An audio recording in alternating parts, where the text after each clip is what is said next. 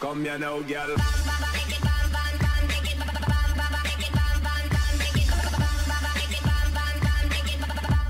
Hello and welcome to Map Making with me, BonBonB. I'm BonBonB, you're very, very welcome. And welcome back to Duvo, the provisional name for my second ever map build. Right, so are we up to? We're up to the underwater sections at the moment for a map that's going to be usable with the tides mod. First of all, let's make sure that the water is motionless. Yep, I've switched the timer off. That's good news. Means I can get to work. Right, so yesterday you'll have watched the episode, and you'll have seen that I wasn't particularly happy that I got the depth of the water right with regards to the outflow from the wetlands here. Reason being, when the tide goes out, there wasn't water running persistently from the wetlands into the ocean. It needed to be drawn a little bit deeper, a little bit closer to the island. So that's what I'm doing here. And I'm going to be now found this particular depth setting. I think this is the correct depth. I hope I've got the depth right now, for this to be persistently underwater without it being so deep that it's ridiculously deep.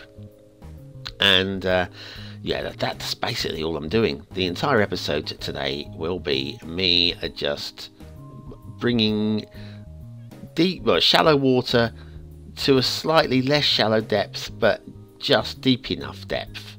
Okay, that's clear as mud. And mud being almost the operative term for the underwater terrain detailing. See what I did there? I just came up with that as I was talking. Oh, I was quite impressed with myself. Doesn't take much. So yes, today there's not going to be an awful lot for me to talk about. I won't be using the smoothing tool yet today, not before going into testing, and I haven't actually tested it. I've literally just switched off the recording software, gone into the editor, and I've just doing the this is time lapse. Obviously, it's not obviously actually.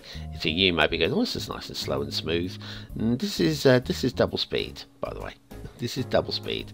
So this would have been quite a boring episode watching this at a real time. So I'm glad I time lapsed it.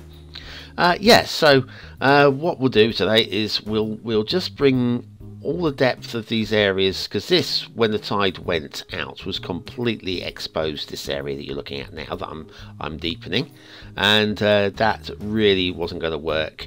Plus that entire area underneath becomes green once it becomes exposed again, and that's not what I want. Not what I want at all.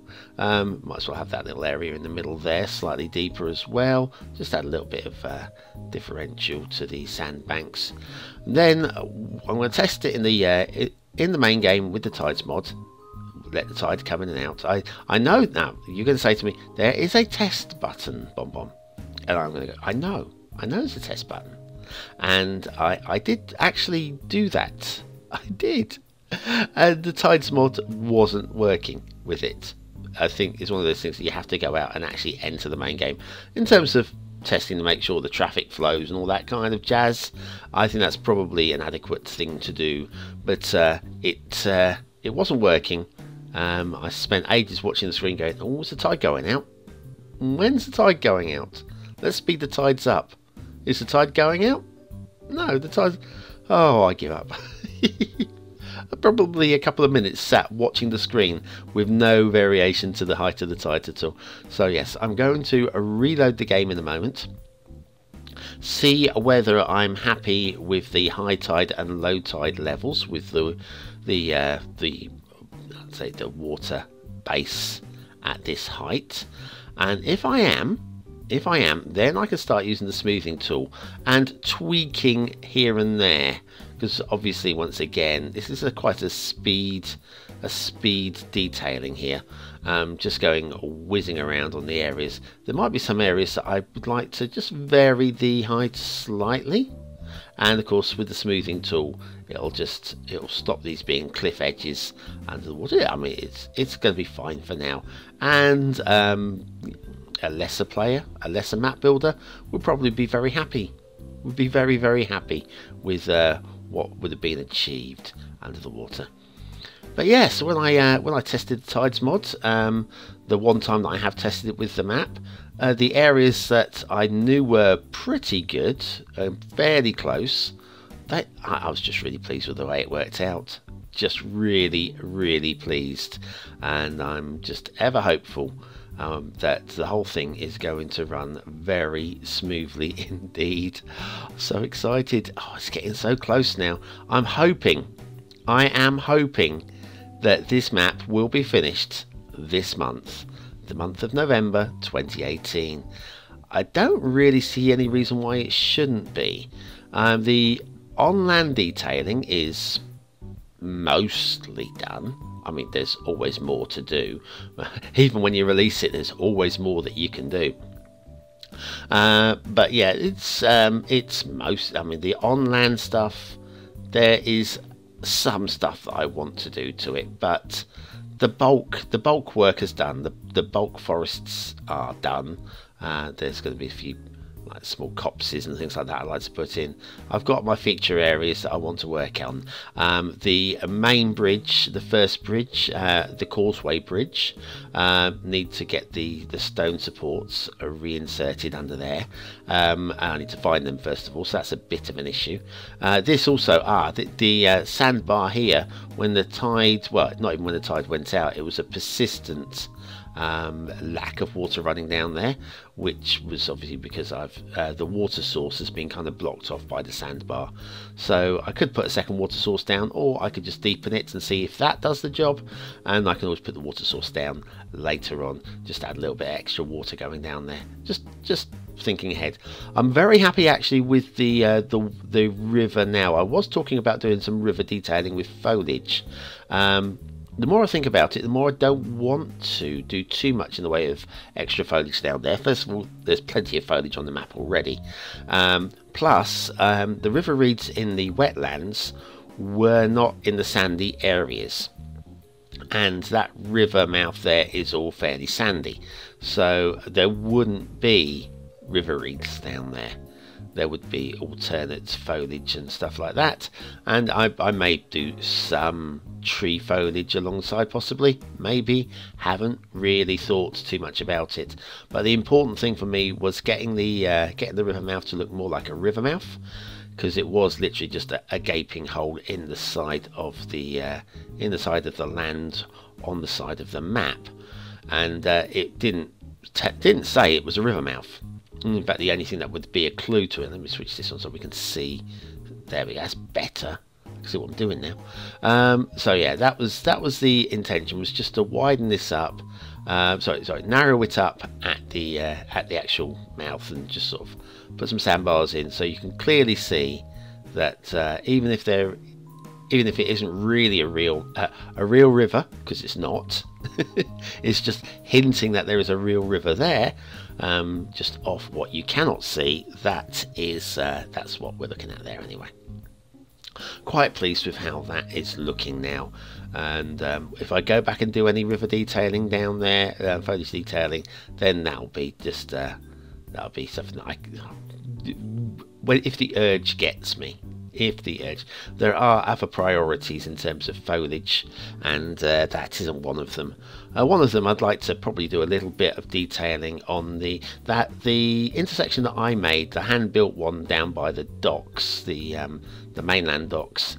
I mean, as nice as it is, it's just lacking any pizzazz at all. Oh, this was all undersea area that was completely exposed at low tide, so we had to deepen this a lot.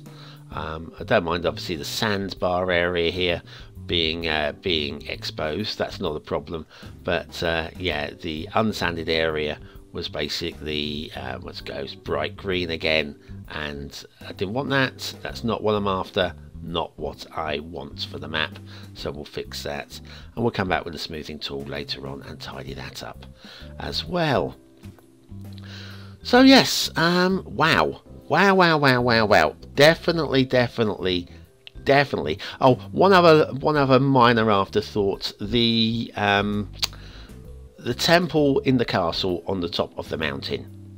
A few weeks ago you would have seen me put down some services underneath the castle, so that underneath the temple, so that it would have services. Yeah. The more I think about it, the more I'm going to remove all of those, and I'm going to give the player the two options, because if it's, I'm saying this is a map for the detailers. Well, the detailers are basically just going to switch, yeah, no problems mod on and whatever extra mods they might be using, so that they don't have to worry about disconnected castles and things like that. So I'm going to put this down as a suggested dependency, like the no problems and various whichevers, so that the details can just crack on. And then in the one-click collection, that temple that I'm using on the top of the mountain will be in one of the one-click collections, and that'll be the one for those that want to play basic game, and the game with the rules. And so then you will not, you know, that temple will not emerge. You'll still have the main castle walls up there, and it still looks okay as a castle. I just like I like the aesthetic of the old French, is it French, Greek style, I think it's from Paris, but yeah, Greek style Parisian temple type job sat in there. I think it looks really good up there, but it's not an essential thing, honestly. If you know, there might be many a detailer that go, yeah, surely, but I don't want that particular one up there. I've got a preferred one.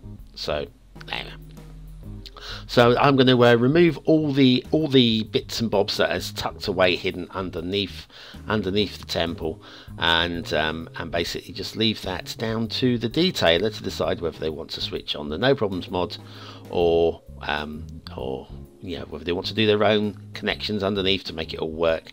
I'll put that option. I don't think that's really my job to. The more I think about it, the more it's not my job to do that one. But yeah, I'll make it very clear in the description that that will be a problem in its current state without the mod. Right, we are getting close towards the end of today's episode. Again, we'll just start doing a bit of tidying up. Yeah, and again, we've got a large area of sandbar, way too much beach here that becomes what's it called? Exposed when the tide goes out. So I'm just doing a little bit more deepening of the water around the essential lighthouse. I want areas of this to become exposed, but not as much as was actually happening.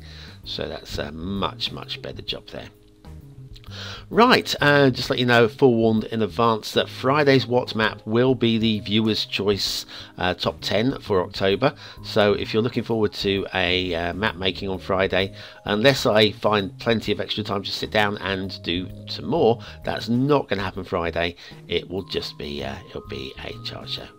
Right, I've left the terrain lines on, so it should add a little bit more definition and sharpness to the image.